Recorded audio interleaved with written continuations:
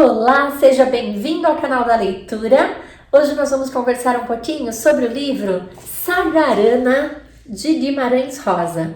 Um livro assim muito curioso, formado por 9 diferentes contos e que é curioso já desde o título Sagarana, essa palavra inventada pelo nosso gênio da literatura, Guimarães Rosa, um poliglota inteligentíssimo e que sempre trazia uma riqueza de neologismos para suas obras. E aqui ele começou já no título com Sagarana, uma palavra formada a partir do hibridismo, que é essa mistura de dois radicais de diferentes origens. Então ele traz aqui a combinação de saga, que é uma palavra de origem germânica e que significa narrativa lendária, e ele combina com rana, que tem origem tupi e significa a semelhança de. Então, com esse título já curioso, algo à semelhança de uma narrativa lendária, Guimarães traz esses 9 contos para a gente poder mergulhar e entendê-los um pouco. Guimarães Rosa é um autor regionalista. E o livro Sagarana acontece no sertão de Minas Gerais e é uma obra regionalista também, tá?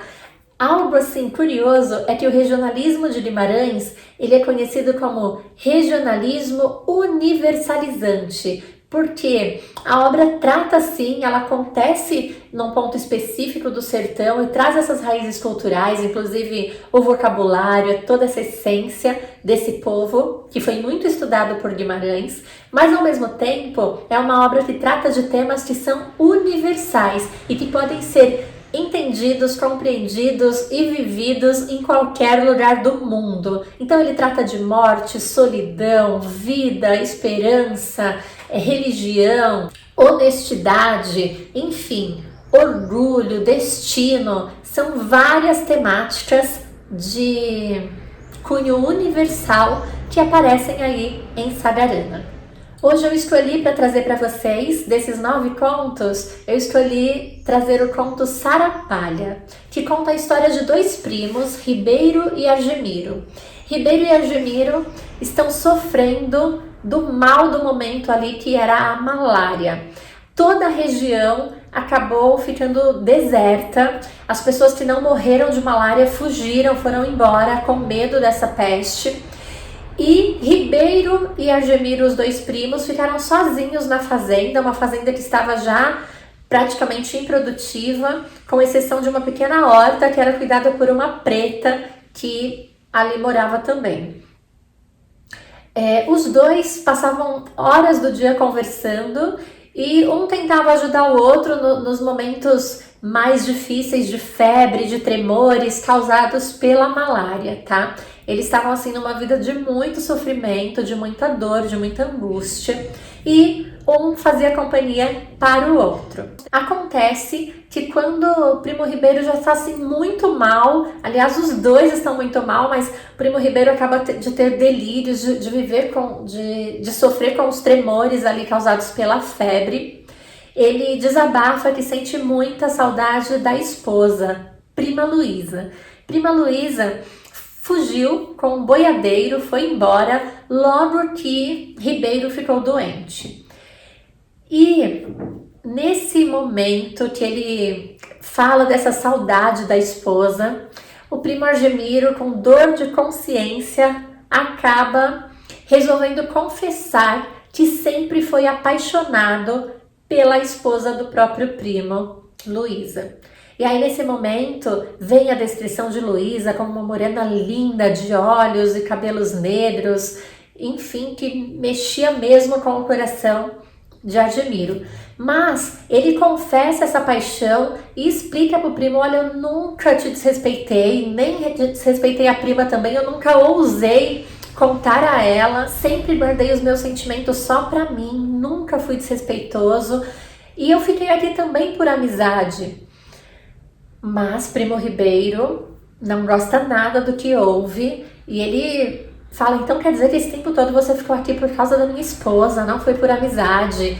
E de fato Argemiro confessa que apesar dele ter terras mais distantes, ele quis ficar mesmo por causa da prima Luísa.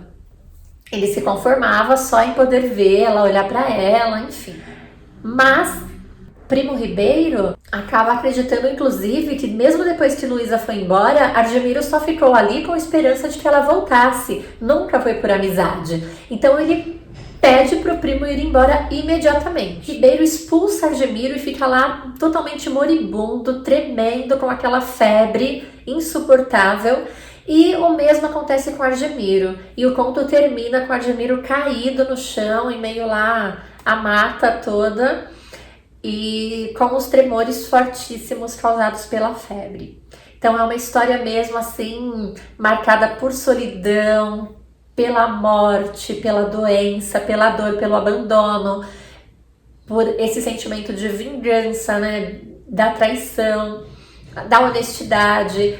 Então assim, são vários temas universais que a gente pode perceber aí nessa obra. Gente, e esse é apenas um, são 9 contos, um mais maravilhoso que o outro. Tem o Burrinho Pedrez, que trata aí da questão da enchente e é inspirado numa situação real que o nosso escritor pôde acompanhar na sua infância, e aí ele se inspirou para recriar essa história sobre a enchente do rio e trazer pra gente. Tem o último conto do livro, A Hora e a Vez, de Augusto Matraga, que assim é maravilhoso. Ele trata mesmo desse processo de transformação por que pode passar o ser humano. Então a gente tem o Nho Augusto, que é um homem muito mau e que vai, pelo sofrimento, ele vai se transformando. Traz também essa questão mítica de você almejar o céu, ele quer ir para o céu, então ele se arrepende, ele quer se transformar numa pessoa melhor. Traz um personagem também marcante, que é o Joãozinho Bem Bem, que faz parte de uma gangue, e aí, apesar desse nome, né, Joãozinho no diminutivo, que é algo acolhedor, meio que até infantil, amoroso, e Bem Bem, uma palavra totalmente do bem, ele é um cara do mal. Então assim, o livro traz o tempo todo esse contraponto entre bem e mal, a capacidade da pessoa se reinventar, se transformar. Então esse conto, ele traz assim pensamentos que ainda acontecem muito no nosso dia a dia e não deixa de ser uma ruptura para essa história que tem o mocinho bom e o bandido ruim, e que o bem e o mal são algo que dá para separar e um não se mistura com o outro. Quando, na verdade, aqui na obra de Guimarães, você vê o bem e o mal como algo indissociável. E isso é só um pouquinho do que você vai encontrar aqui nesses 9 contos e se apaixonar por essa literatura tão rica, tão preciosa que Guimarães Rosa trouxe para nós. Eu super recomendo esse livro e é a dica de hoje do canal da leitura. Sagarana, de Guimarães Rosa, para você se apaixonar também.